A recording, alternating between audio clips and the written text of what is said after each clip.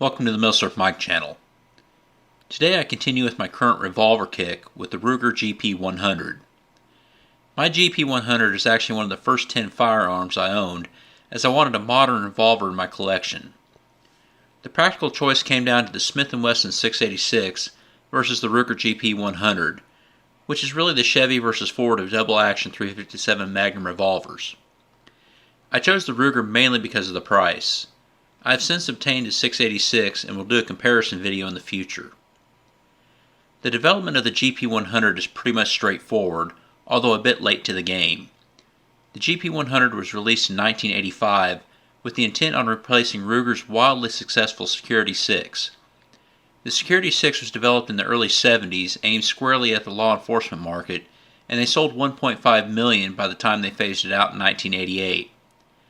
While a wildly successful revolver, the Security was the equivalent to the Smith & Wesson K-frame. While chambered in .357 Magnum, it was found that a steady diet of .357 would accelerate wear over time, so a majority of rounds that went through it should be .38 Special. I'm not sure what Ruger recommended for the Security 6, but Smith & Wesson recommended 20 rounds of .38 Special fired for every one .357 Magnum. Colt's Python, which had been out since 1954, was really the only .357 Magnum revolver that was meant for a full diet of .357 Magnum ammo. In 1980, Smith & Wesson beefed up their K-frame revolver, making the L-frame in the 686, which copied much of the Python.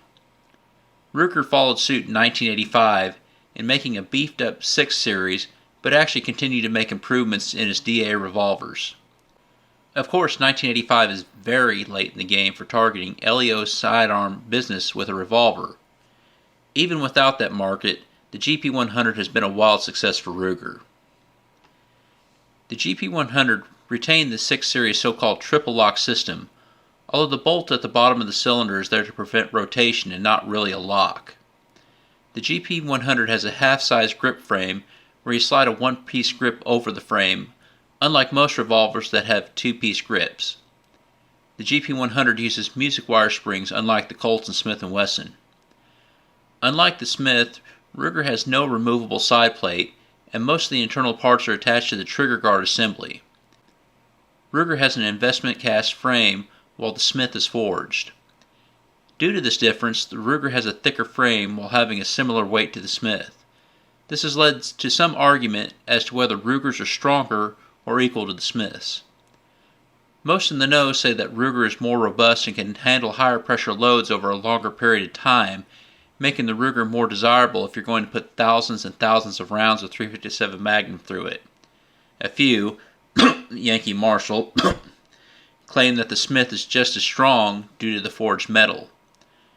From what I've read, the common perception is closer to the truth, and the Ruger is stronger, but for most of us, this strength difference or similarity is insignificant for our usage, and I will leave that argument up to the metallurgists and ammo loaders.